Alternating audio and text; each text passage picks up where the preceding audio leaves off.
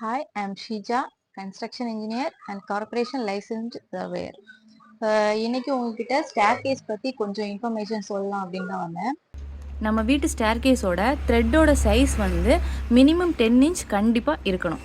அதுக்கும் கீழே நம்ம கொடுக்கும்போது நம்ம கால் வைக்கிறத விட அந்த இடம் வந்து அகலம் கம்மியாகும் போது கால் இடறி நம்ம கீழே விழுறதுக்கான சான்சஸ் அதிகமா இருக்கு. ஸோ நீங்க 11-12 இன்ச்சஸ் வரைக்கும் கொடுக்கலாம். 12 இன்ச்சஸ் கொடுத்தீங்கன்னா உங்களுக்கு இடம் இன்னும் கொஞ்சம் ஃப்ரீயா இருக்கும். இப்ப பாத்தீங்கன்னா இதுதான் த்ரெட். நீங்க கால் வைக்கும்போது உங்க கால் கரெக்டா பதிகிற மாதிரி இருக்கணும்.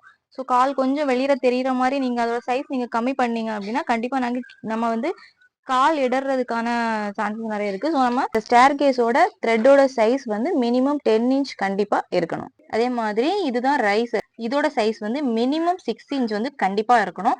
பெட்டர் நீங்க 5 to 5.5 இன்ச்சஸ் வரைக்கும் நீங்க போட்டீங்கன்னா உங்களுக்கு ஏறும் போது மூச்சு வாங்காத மாதிரி கொஞ்சம் ஃப்ரீயா நீங்க ஏறலாம். பட் மினிமம் 6 இன்ச் வந்து கண்டிப்பா இருக்கணும். அதே மாதிரி படிக்கட்டோட அகலம் இருக்கு இல்லையா, இதுல இருந்து இது வரைக்கும் உள்ள லென்த் வந்து கண்டிப்பா 3 ஃபீட் இருக்கணும்.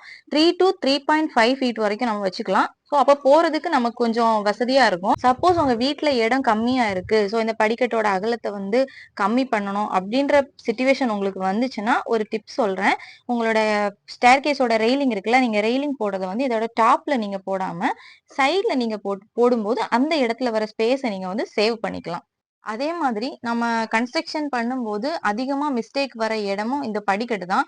ஸோ நீங்க இந்த படிக்கட்டு வந்து பெர்ஃபெக்ட்டா வரணும் அப்படின்னா இந்த ஒர்க் நீங்க ஸ்டார்ட் பண்றதுக்கு முன்னாடியே வால்ல நீங்க மார்க்கிங் போட்டுட்டு அதை அப்படியே வரைஞ்சிட்டு நீங்க ஒர்க்கை வந்து ஸ்டார்ட் பண்ணீங்க அப்படின்னா ஒரு நல்ல ஒரு ஃபினிஷிங் வந்து உங்களுக்கு கிடைக்கும்.